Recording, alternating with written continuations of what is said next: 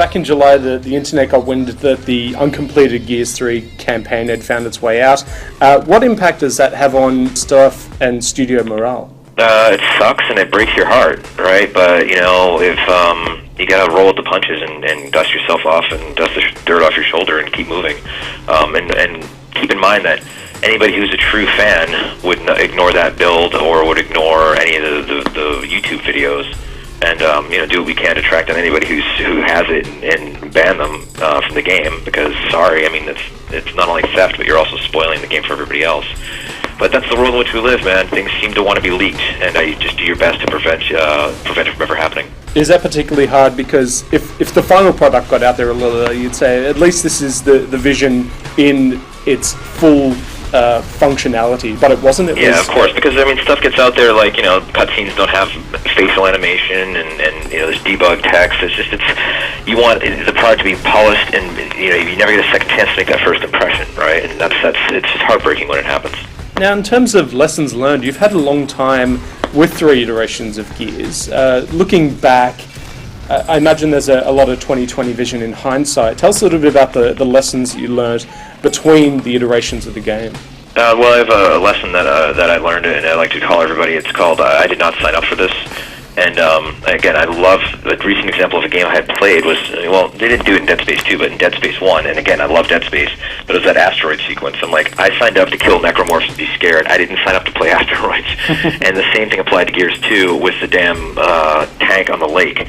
You know, most Gears fans signed up to hear the story of Marcus, Dom, and Cole, and the Locust, and chainsawing, and cool weapons, and awesome set pieces. They didn't sign up to drive a slippery tank over a lake with, you know, ice that breaks, right?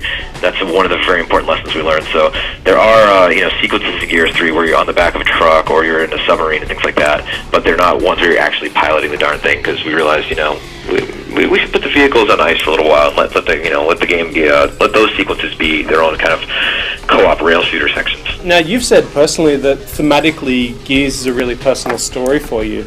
As the trilogy comes to a close, with so much of yourself invested in the game, are you finding that you're getting the emotional closure that you'd hoped for when you started this project?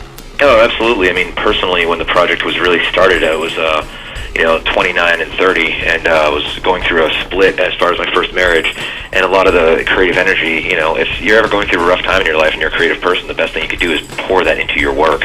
And, you know, you hear about, you know, artists who are going through a tough time, and, you know, how they just, it's cathartic and therapy for them, and so many of the things that came out of Gears 1 were the result of that, and then coming full circle to the end of Gears 3, not only, well, let's just say the end of it is very personal for me, and I don't want to spoil a lot of it, but in regards to, you know, what happens, and in regards to what the final shot is and things like that, and, you know, it's not only personal for myself, but also for Rod Ferguson and Lee Perry, who also both lost their dads at a young age. So it's that my advice to developers often is make your products personal, right? You know, take things from real life, names of friends, locations that you've gone to, and do that, because that's what makes it not feel like a manufactured product, right? It makes it feel like something that's real and tangible. Was there ever a risk that there were certain aspects of either your own story or Lee or Rob's that you didn't necessarily want to cover in the game? You know, I've had my shares of ups and downs and good and bad relationships, but I don't think I could ever pull off a game like Catherine, and I applaud them for going that direction. I mean, Catherine is the first game to touch upon those themes of infidelity and stress in a relationship and uncertainty since I recall Silent Hill 2, and I certainly applaud them for that. And that's an area that I wouldn't want to even touch, because it's hard to do. It's tricky.